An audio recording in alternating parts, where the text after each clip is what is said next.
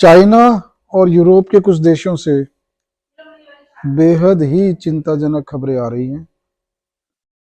Corona की जो महामारी का विस्फोट सन 2020 के बाद पूरे विश्व को झेलना पड़ा था, चीन में लगभग उसी तरह की एक पुनरावृत्ति हो रही है, दोहराव हो रहा है।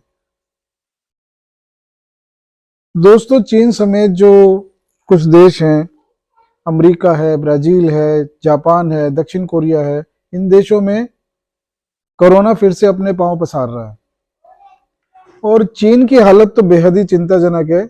उसके बारे में मैं आपको पहले बताता हूं और आज हम जो बात करेंगे वो इस बारे में भी करेंगे कि भारत में इसका क्या असर होने वाला है, भारत ने क्या कदम उठाए हैं और भारत को इससे चिंतित होना चाहिए या नहीं होना चाहिए, इसके बारे में भी अभी हम इसके बाद बात करेंगे।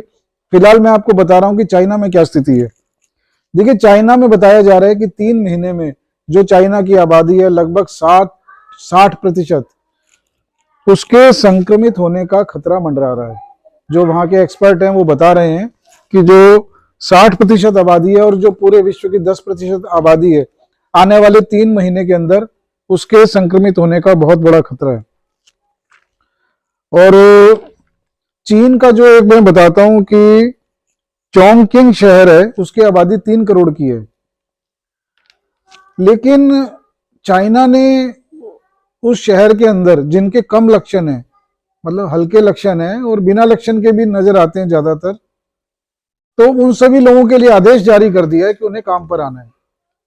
देखिए, चाइना की क्या पॉलिसी रही है आपने देखा है, बिल्कुल पीछे भी देखा है कि उनकी जीरो टॉलरेंस पॉलिसी रही है अभी तक। जीरो टॉलरेंस मतलब कि अगर किसी भी कोई व्यक्ति मिल जाता था उनके पूरे शहर में, तो पूरे शहर को ही वो सील कर देते थे।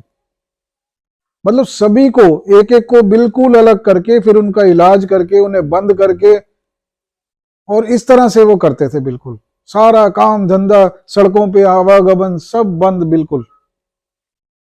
तो इस बार क्या हुआ कि जब ये फैला कोरोना चाइना में, तो उन्होंने फिर वही किया काम, लेकिन लोगों ने इतना विरोध किया, सड़कों पे निकले लोग, तो चाइना की सरकार को झुकना पड़ा और अब उन्होंने ये नीति बना ली है। अब उन्होंने अपनी नीति में जो बदलाव किया है वो ये किया है कि जितने लोग मरते हैं मरने दो, लेकिन काम अपना कोई नहीं रुकना चाहिए। तो उन्होंने सबके लिए ओपन कर दिया। अब उसका असर ये हो रहा है कि जब सब लोगों को खोला गया तो एकदम से जो है उछाल आया संक्रमण में। जो इतने मरीज बढ़े, इतने ज्यादा बढ़ गए कि कंट्रोल करना मुश्किल हो रहा है। वहां पे जो हॉस्पिटल हैं, इतनी लंबी लाइनें लग रही हैं कि वहां एडमिशन नहीं मिल पा रहा, बेड्स वगैरह की कमी हो गई है। जो दवाइयों की दुकानें हैं वहां दवाइयां नहीं मिल पा रही हैं, और जो वहां के शवदाह हैं जहाँ पे मतलब शवों का निपटारा किया जाता है, वहां पे वेटिंग चल रही है। इस समय ये हालत हो गई है, जैसा कि अभी पीछे हमने देखी है, पूरे वर्ल्ड में देखी हालत, इस तरह की हालत वहां पर हो गई है। अब थोड़ा सा हम ये जानते हैं कि चीन में ये फैल क्यों रहा है।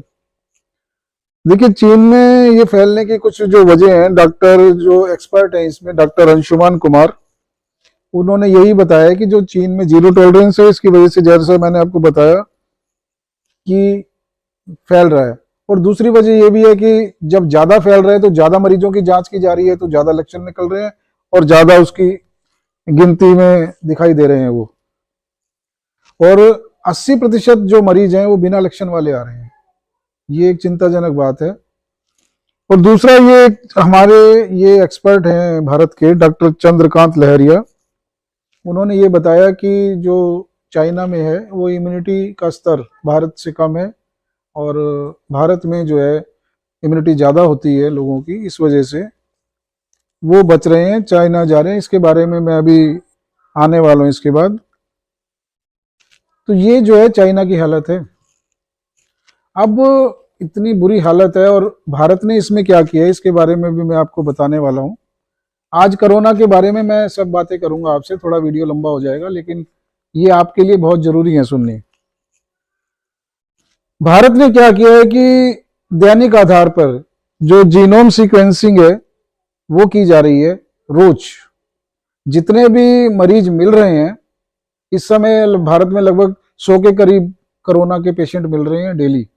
अब उन्होंने क्या किया है कि जितने भी जांच में रोगी मिल रहे हैं कोरोना के, उनकी जीनोम सीक्वेंसिंग की जा रही है।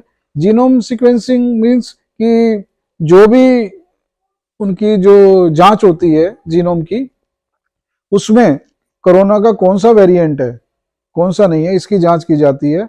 अगर उसने अपना रूप बदल लिया है तो उसके अनुसार भी काम किया जाता है। तो जीनोम सीक्वेंसिंग से जो हमें जो मेडिसिन देनी है, जो रोकथाम के लिए उपाय करने, उसको बनाने में काफी मदद मिलती है।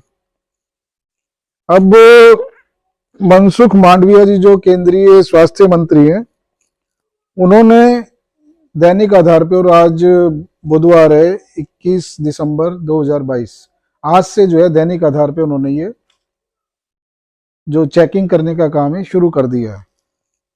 अब मैं ये बात करता हूं कि भारत में खतरा है या नहीं।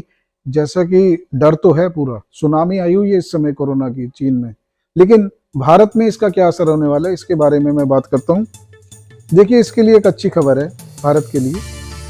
एक्सपर्ट ये बता रहे हैं कि भारत में शायद इसका असर इतना नहीं होने वाला। उसकी कुछ वजह हैं, उस वजह के बारे में मैं बताता हूं आपको। जो डॉक्टर, जैसे मैंने बताया, अंशुमन कुमार जी हैं भारत के। एक तो उन्होंने वो बताया कि जीरो टॉलरेंस नीति है, तो वहाँ पर इस वजह से जो है लोगों को खुले में बिल्कुल नहीं जाने दिया जाता। आपने देखा होगा कि जो नेचुरल इम्यूनिटी है भारत के लोगों में ज़्यादा है। आप सभी को ध्यान होगा, अभी 2 साल पहले की तो बात है कि जब कोरोना हुआ था तो उसमें इतनी जो दवाइयों का प्रयोग किया गया, सैंपल लेकर उसके बाद वो एक्सपेरिमेंट इतने किए गए, शायद उनका इतना फायदा नहीं हुआ। लेकिन जो भारत का आयुर्वेद था उसमें नेचुरल इम्यूनिटी बनाई गई लोगों की। बताया गया कि उन्हें किस तरह के योग करने हैं, खान पान में क्या रखना है, और धूप लेने के बारे में बताया गया। तो नेचुरल इम्यूनिटी बिल्ड की गई लोगों की, उसकी वजह से लोग बचे। जबकि चाइना में ऐसा नहीं हुआ, आर्टिफिशियल उनकी इम्यूनिटी बनी जो कि कोरोना में कारगर नहीं रही। दूसरा ये कि जो चीन में जो वैक्सीन की कवरेज है वो काफ़ी कम है। भारत में लगभग पूरी आबादी को टीकाकरण किया गया, लेकिन चीन में जो उनका टीकाकरण किया वो काफ़ी कम आबादी में किया गया, और जितना भी किया गया पूरे वर्ल्ड में वो छुपाया गया। चीन का जैसा कि आपको पता है कि नहीं आता, और जो चीन ने वैक्सीन भी बनाई उसके ऊपर भी शिकायतें की जा रही हैं। नेपाल और इंडोनेशिया जैसे देशों ने एक डोज लगाने के बाद दूसरी डोज ली ही नहीं। ये तो उनकी वैक्सीन की गुडविल है, आप जान सकते हैं। वैक्सीन की स्टडी जो है उनकी इंटरनेशनल मैगजीन में कभी आज तक आई ही नहीं। तो गाइडलाइन छिपाई इन्होंने कि ये क्या चल रहा है, तो कुछ भी चल रहा है, उसके क्या परिणाम है, क्या रिजल्ट है, कुछ भी नहीं बताया। तानाशाही हावी रही चाइना में। देखिए, इस मामले में तानाशाही हावी रही, इसमें कोई शक वाली बात नहीं है। अब इसके उलट क्या हुआ, भारत की वैक्सीन बहुत ज़्यादा प्रभावी रही। भारत की परिस्थितियों के अनुसार जो ये वैक्सीन बनाई गई थी बेहद प्रभावी रही, और लोगों ने इसका पूरा लाभ उठाया। और ये आप देख भी रहे हैं, कवरेज भी बेहतर रहा, लगभग पूरी आबादी को कवर किया गया। और जैसा कि चल रहा है, मैं तो आप सभी से अनुरोध करूंगा कि अगर आपने बूस्टर डोज नहीं लगवाया तो जरूर लगवा लीजिए, अपना ध्यान रखिए अच्छे से। तो नेचुरल इन्फेक्शन एक वजह रही कि जो नेचुरल इन्फेक्शन भारत के लोगों को हुआ और उसका इलाज भी नेचुरल तरीके से कारगर रहा, इसका बहुत असर रहा। तो चलिए, हमारे अगर वीडियो के कंटेंट पसंद आए तो शेयर कीजिए, लाइक कीजिए।